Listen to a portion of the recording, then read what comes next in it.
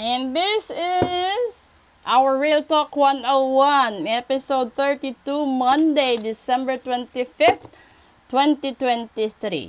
Merry Christmas po sa inyong lahat at saka advance Happy New Year po. Ayan, itong linggo na lang. 2024 na. Yung susunod na gastusin, Valentine's Day. Kapag may kapares kayo. And then after sa Valentine's Day, graduation, vacation, summer, etc. Here we go. Kukuha ako dito ng isa. And this is our message for this Monday. And that is dragonfly adaptability. Ay, nako. Ito yung pinakamahirap sa lahat, di ba? The dragonfly is a symbol of light and change. It is reminding you to bring a bit more lightness and joy into your life in order to bring about the changes needed to reach your full potential. Approach the things lightly. Diba? Kasi may mga bagay na gustuhin mo nating makamit sa tamang panahon na gusto natin. Minsan talaga, kahit anong gawin natin, hindi natin makukuha. No? Sa mga bagay yon.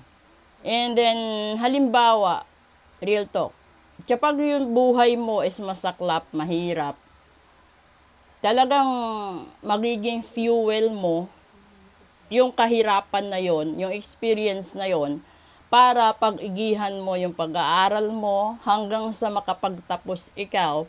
At yun pa rin yung magiging stepping stone mo at magiging push or trigger mo sa adrenaline na hindi ka titigil hanggat hindi mo nagawa ang lahat-lahat ng gusto mo.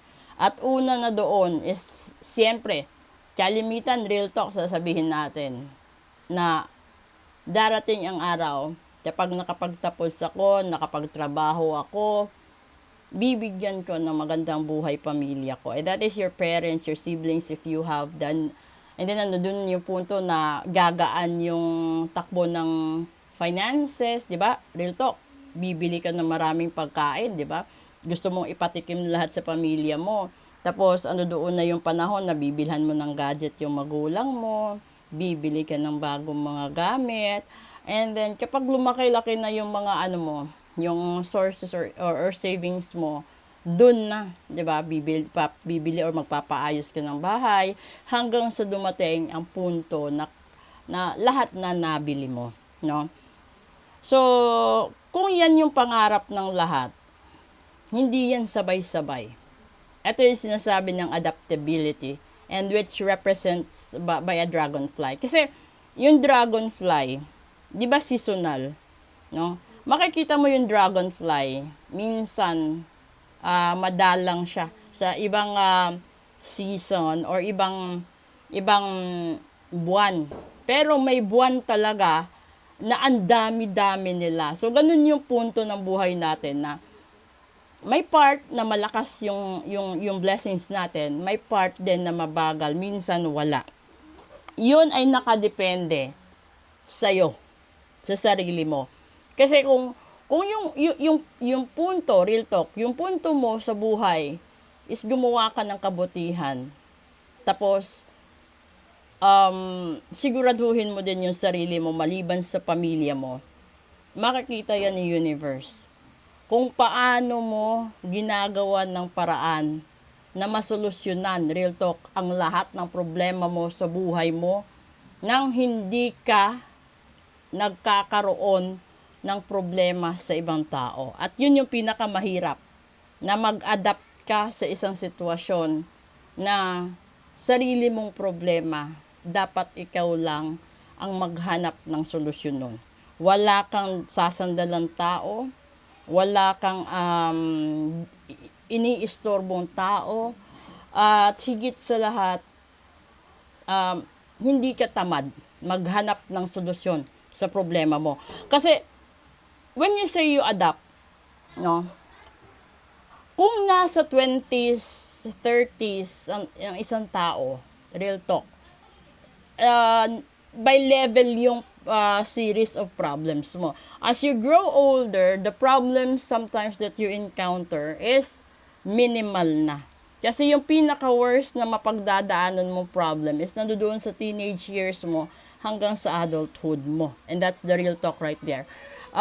Kailangan mong matuto sa bawat pagkakamali mo sa buhay. Yan yung isang punto dyan na i-adapt mo. Kasi hindi pa pwede na habang tumatanda, paulit-ulit lang yung problemang dinadanas mo. Isa na doon, yung naaalala ko at pinakamagandang halimbawa is, kung alam mo na yung sahod ng husband mo is not enough para i-sustain sa'yo na wife at saka sa bills nyo at saka sa needs ng mga anak ninyo, you have to look for an option by yourself. Paano makahanap ng additional source of income para idagdag sa minimum wage ng husband mo. On the other side of life, real talk, ito yung nangyayari. Kapag yung husband mo is overseas, some other wives don't care, no, na magtrabaho. Ang alam lang nila kapag nagpadala na ng sahod, they go to the parlor. That's the real talk right there.